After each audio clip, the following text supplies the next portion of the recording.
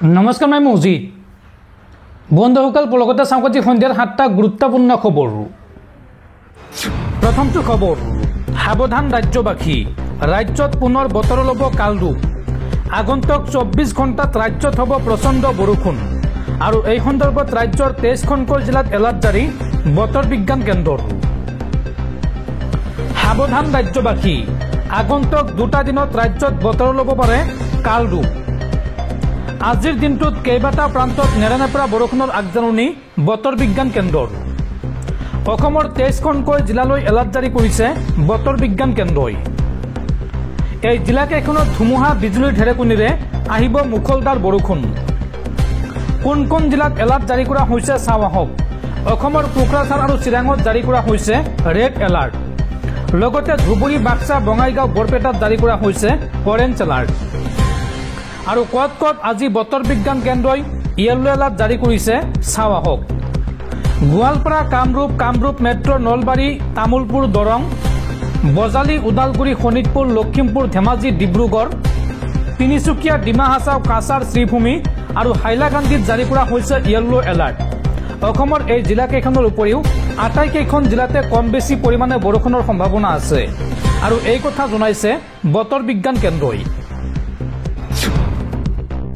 পৰৱৰ্তী খবৰ বিজেপিক আপোনালোকে ভোট দিয়ক আৰু আপোনালোকৰ সকলো সমস্যা সমাধান হ'ব বিজেপিয়ে পুনৰ চৰকাৰ গঠন কৰিলে 3 মাহৰ ভিতৰত সকলো সমস্যা সমাধান হ'ব আপোনালোকৰ কম দামত ৰেচন কাৰ্ডত আপোনালোকে চেনি দাইল আৰু নিমখ পাব 1 অক্টোবৰৰ পৰা ৰেচন কাৰ্ডৰ জৰিয়তে আপোনালোকে চেনি দাইল আৰু নিমখ পাব এই ঘোষণা মুখ্যমন্ত্ৰী হিমন্ত বিশ্ব শৰ্মাৰ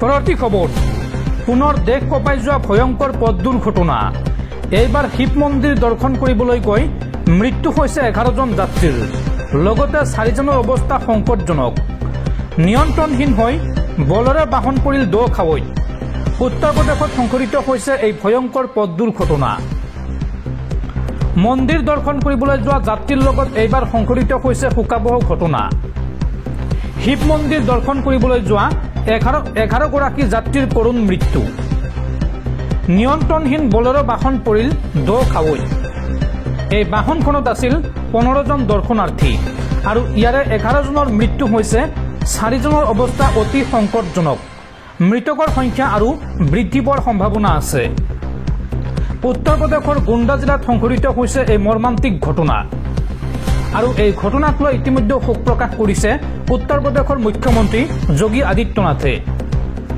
আৰু মৃতকৰ পৰিয়াললৈ 5 লাখকৈ টকাৰ আৰ্থিক সাহায্য ঘোষণা কৰিছে মুখ্যমন্ত্ৰী যোগী আদিত্যনাথে দৰ্শকসকল আৰু বহুতো গুৰুত্বপূৰ্ণ খবৰ আছে তাৰ আগতে আপোনাক জনাও যে যদি আপুনি এতিয়ালৈকে এইটো ভিডিঅ'ত লাইক কৰা নাই তেন্তে এতিয়াই ভিডিঅ'টোত লাইক কৰি দিয়ক আৰু এনেকুৱা ধৰণৰ ভিডিঅ'সমূহ নিতৌ চাবলৈ চেনেলটো সাবস্ক্ৰাইব কৰি কাষত থকা বেল আইকনটো প্ৰেছ কৰি ৰাখক পৰৱৰ্তী খবৰ অসমত সংঘটিত হৈছে আন এক চাঞ্চল্যকৰ ঘটনা এইবাৰ সম্পত্তিৰ লালসাৰ বাবে শিহৰণকাৰী ঘটনা সংঘটিত হৈছে এইখন অসমত পত্নী আৰু 15 বছৰীয়া জীয়ৰীয়ে শেষ কৰিলে উত্তম গগৈৰ জীৱন ঘটনাৰ বিৱৰণী শুনিলে বুকু কঁপি উঠিব আপোনাৰ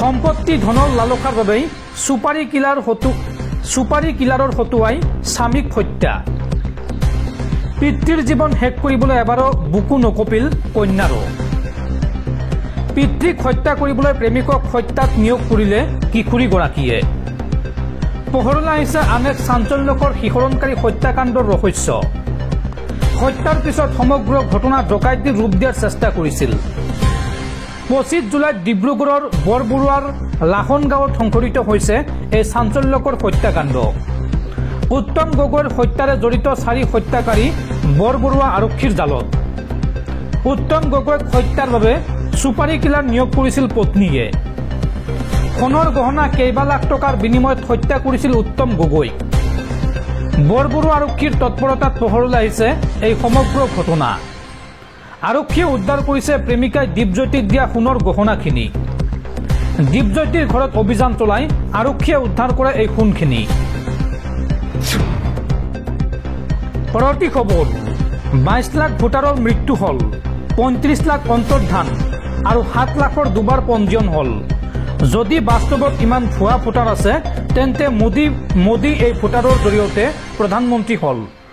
প্ৰথমে লোকসভা ভংগ কৰি দিব লাগে আৰু পুনৰ নিৰ্বাচন অনুষ্ঠিত কৰিব লাগে। বিহাৰৰ ভোটাৰ তালিকা সংশোধনীক লৈ এই মন্তব্য কৰিছে বিহাৰৰ পূৰ্ণিয়াৰ নিৰ্দলীয় সাংসদ পাপ্পু যাদৱে। পৰৱৰ্তী খবৰ, যাক উচ্ছেদ কৰিব লাগে আমি তাকে উচ্ছেদ কৰিছোঁ। অসমীয়া, বঙালী, গোৰ্খা, হিন্দী ভাষীক আমি উচ্ছেদ কৰা নাই। আমিতো খিলঞ্জীয়া মানুহক উচ্ছেদ কৰা নাই। যাক পট্টা দিব লাগে তাক দিছোঁ। গৰুখুটি, উৰিয়াম ঘাটত যাক উচ্ছেদ কৰিব লাগে তাকে আমি উচ্ছেদ কৰিছোঁ। ৰাজ্যত চলা শেহতীয়া উচ্ছেদ সন্দৰ্ভত এই মন্তব্য ৰাজ্যৰ মুখ্যমন্ত্ৰী হিমন্ত বিশ্ব শৰ্মাৰ। পৰৱৰ্তী খবৰ, অগপলৰ বিধায়ক ছিদ্দিক আহমেদ। অগপত যোগদান কৰিব কংগ্ৰেছৰ নিলম্বিত বিধায়ক ছিদ্দিক আহমেদে। 2026 বিধানসভা নিৰ্বাচনৰ 2-3 মাহ পূৰ্বে অসম গণ পৰিষদত যোগদান কৰিব বুলি আজিৰ দিনটোত স্পষ্ট ঘোষণা কৰিছে বিধায়কগৰাকীয়ে। পৰৱৰ্তী খবৰ, কেৱল ৰাস্তাৰ পৰাই দৈনিক টোল গেটৰ জৰিয়তে 168.24 কোটি টকা উপাৰ্জন কৰে মোদী চৰকাৰে। কিন্তু তাৰ পিছতো ৰাস্তাৰ দুৰৱস্থা কিয়? ভাৰতত ৰাষ্ট্ৰীয় ঘাইপথৰ আন্তঃগাঁথনিৰ সম্প্ৰসাৰণ আৰু ডিজিটেল ব্যৱস্থাৰ উন্নতিৰ লগে লগে টোলৰ ৰাজহৰ পৰিমাণ বৃহৎ পৰিমাণে বাঢ়িছে। চলিত বিত্তীয় বৰ্ষ 2024-25 প্ৰথম 3 মাহত কেন্দ্ৰীয় চৰকাৰে ৰাষ্ট্ৰীয় ঘাইপথৰ পৰা 61,400 কোটিতকৈও অধিক টোল সংগ্ৰহ কৰিছে। অৰ্থাৎ কেৱল পথৰ পৰাই চৰকাৰে দৈনিক গড়ে 168.24 কোটি টকা উপাৰ্জন কৰে। এই অভূতপূৰ্ব ৰাজহৰ উৎসৰ ভিতৰত ফাষ্টেগৰ ব্যাপক ব্যৱহাৰৰ লগতে পথ পৰিবহণ, বাণিজ্যিক ভ্ৰমণ আৰু নতুন এক্সপ্ৰেছৱেৰ সংখ্যা বৃদ্ধি পোৱাটো অন্তৰ্ভুক্ত। 2023-24 বিত্তীয় বৰ্ষত ৰাষ্ট্ৰীয় ঘাইপথৰ পৰা সংগ্ৰহ কৰা টোল প্ৰায় 53,000 কোটি টকা হোৱাৰ বিপৰীতে এই বৰ্ষত এই পৰিমাণ 15%তকৈ অধিক বৃদ্ধি পাইছে। 2019 চনৰ পৰা ৰাষ্ট্ৰীয় ঘাইপথত ফাষ্টেগ বাধ্যতামূলক হোৱাৰ পিছৰে পৰা ইলেক্ট্ৰনিক টোল সংগ্ৰহ ব্যৱস্থা ব্যাপকভাৱে সম্প্ৰসাৰিত হৈছে। আৰু এই ব্যৱস্থাৰ ফলত কেৱল যান জঁটৰ সমস্যা হ্ৰাস পোৱাই নহয়, ইয়াৰ বিপৰীতে টোল সংগ্ৰহ ব্যৱস্থাও অধিক স্বচ্ছ আৰু দ্ৰুত হৈ পৰিছে। ফাষ্টেগ ব্যৱস্থাৰ জৰিয়তে টোল সংগ্ৰহ বৰ্তমান দেশৰ প্ৰায় 98% টোল প্লাজাত কাৰ্যকৰী হৈ আছে। NHAৰ তথ্য অনুসৰি বৰ্তমান প্ৰতিদিনে গড়ে 6 কোটিতকৈ অধিক ফাষ্টেগ লেনদেন চলি আছে। যদিও চৰকাৰে দাবী কৰিছে যে এই বিপুল পৰিমাণৰ টোল ৰাজহ ৰাষ্ট্ৰীয় ঘাইপথ নেটৱৰ্কৰ উন্নয়ন আৰু ৰক্ষণাবেক্ষণৰ বাবে ব্যয় কৰা হৈছে, তথাপিও সাধাৰণ মানুহৰ প্ৰশ্নটো ৰৈ গৈছে যে এই বৃহৎ পৰিমাণৰ ধন কিমানখিনি পথৰ মানদণ্ডত প্ৰতিফলিত হৈছে। বহুতে ছ'চিয়েল মিডিয়াত প্ৰশ্ন উত্থাপন কৰিছে, য'ত মটৰ চাইকেল আৰোহীয়ে বিভিন্ন টোল প্লাজাত প্ৰতি 100 কিলোমিটাৰ পথৰ বিপৰীতে 120 পৰা 150 টকা দিব লাগে। তাৰ পিছতো এতিয়াও একাধিক ৰাষ্ট্ৰীয় ঘাইপথত গাঁত আৰু আধৰুৱা পথ আছে। লগতে আন এজন ব্যৱহাৰকাৰীয়ে লিখিছে যে চৰকাৰে প্ৰতিদিনে কোটি কোটি টকা সংগ্ৰহ কৰি আছে, কিন্তু তথাপিও 34 বা 19 নং ৰাষ্ট্ৰীয় ঘাইপথত গাড়ী চলোৱাৰ অৰ্থ হ'ল আতংক। ৰাস্তাত গাঁত, আধা নিৰ্মিত দলং, ক'ৰবাত পোহৰৰ অভাৱ। পৰৱৰ্তী খবৰ, উদ্যোগপতি অনিল আম্বানীৰ 3,000 কোটি টকা ঋণ জালিয়াতিৰ গোচৰত প্ৰথমজন ব্যক্তিক গ্ৰেপ্তাৰ।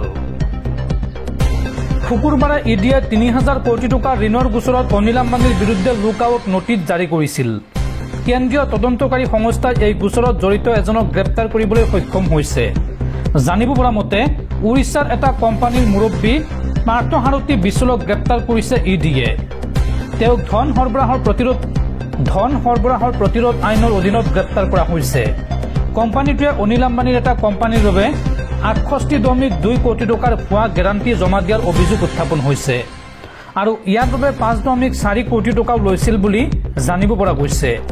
2019 চনত গঠন হোৱা এই কোম্পানীটোৰ বিৰুদ্ধে দিল্লী আৰক্ষীয়ে FIR পঞ্জীয়ন কৰি পাৰ্থসাৰথীক বিশেষ ইডিৰ আদালতত হাজিৰ কৰে।